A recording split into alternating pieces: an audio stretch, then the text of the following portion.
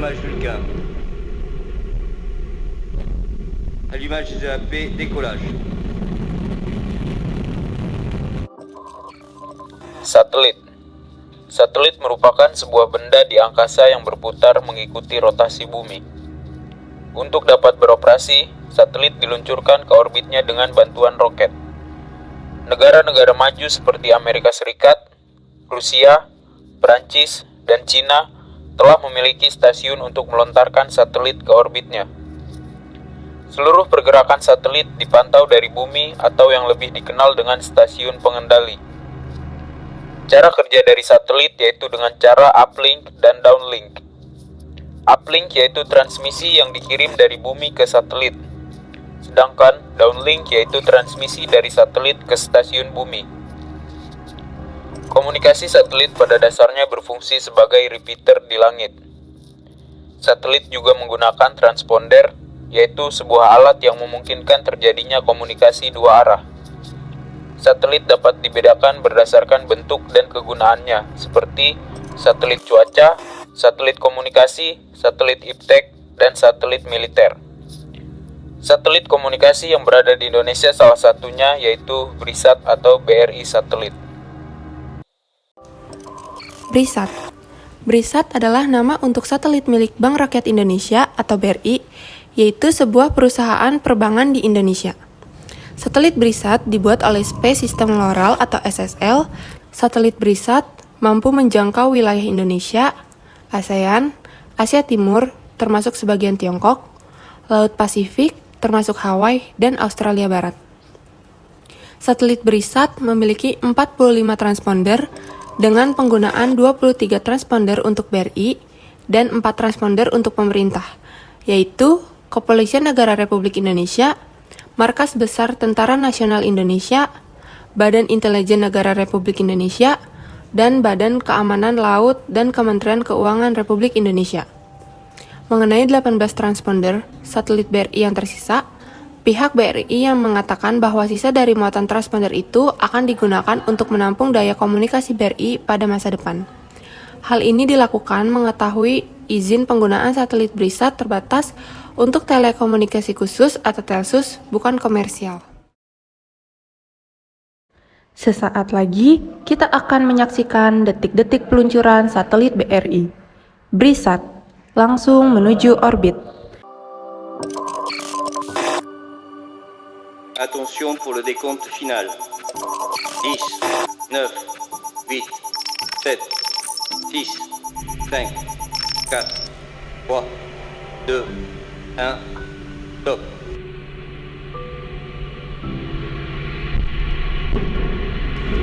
Allumage Vulcain. Allumage des EAP, décollage. Paramètres.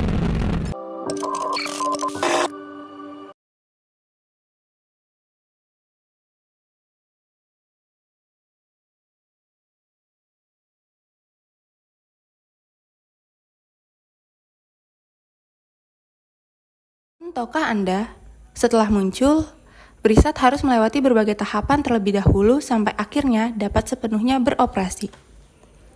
Tahap pertama yang sudah berhasil dilewati yaitu peluncuran. BRISAT berhasil meluncur pada 19 Juni 2016 menggunakan roket peluncur Arianespace.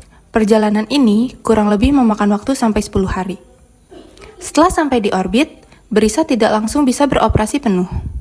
BRISAT harus melalui berbagai uji coba dan penyesuaian terlebih dahulu selama puluhan hari sampai akhirnya bisa beroperasi dengan maksimal. Di darat, setiap antena VSAT milik BRI juga diarahkan menuju BRISAT yang berada di atas langit Papua. Apabila sudah dapat beroperasi secara maksimal, BRISAT kemudian akan diserahkan secara resmi kepada pihak BRI untuk dikendalikan oleh anak bangsa. Nah, setelah melewati beberapa tahapan tersebut, barulah BRISAT dapat beroperasi sepenuhnya untuk melayani Indonesia.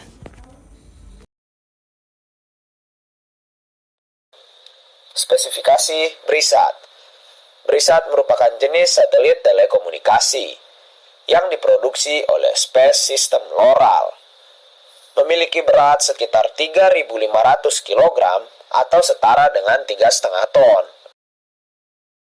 BRISAT merupakan satelit dengan spektrum frekuensi C-band dan Ku-band. C-band dan Ku-band memiliki kelebihan dan kelemahannya masing-masing. Ku-band merupakan band frekuensi yang populer karena memiliki bandwidth yang lebar, lebih aman terhadap interferensi, dan memiliki ukuran antena lebih kecil, yang membuatnya menjadi lebih murah. Kelemahannya, tak tahan akan curah hujan tinggi. Mengingat Indonesia merupakan negara dengan curah hujan tinggi, maka penyedia jasa komunikasi satelit lebih memilih untuk menggunakan C-band. BRISAT sendiri memiliki 36 transponder C-band dengan bandwidth 36 MHz dan 9 transponder Ku-band dengan bandwidth 72 MHz. BRISAT akan ditempatkan di orbit 150,5 derajat bujur timur. Sebelum dijadikan tempat BRISAT, orbit ini digunakan Indosat. BRISAT memiliki bus satelit bertipe SSL seri 1300 berbentuk tabung dengan diameter 122 inci. Seri 1300 ini memiliki kemampuan daya mulai dari 5 kW sampai 25 kW. Ia dapat menangani sekitar 12 sampai 150 transponder aktif. Bus satelit yang dirakit SSL ini memiliki struktur yang ringan tapi kuat. Saat BRISAT berada pada position station dengan solar panel dan reflektor terbuka, jarak dari satu ujung reflektor ke ujung reflektor lainnya mencapai 24 meter. BRI juga telah menyiapkan infrastruktur pendukung, yaitu PSFC atau Primary Satellite Control yang terletak di Ragunan. Fasilitas setinggi 13 meter ini memiliki alat kontrol serupa parabola di bagian atapnya. Parabola dengan antena berukuran besar ini memiliki sudut elevasi sebesar 38 derajat. Selain fasilitas kendali di Ragunan, BRI juga membangun BSCV atau Backup Satellite Control Facility di Tabanan, Bali. Kedua fasilitas ini bersifat fully redundant.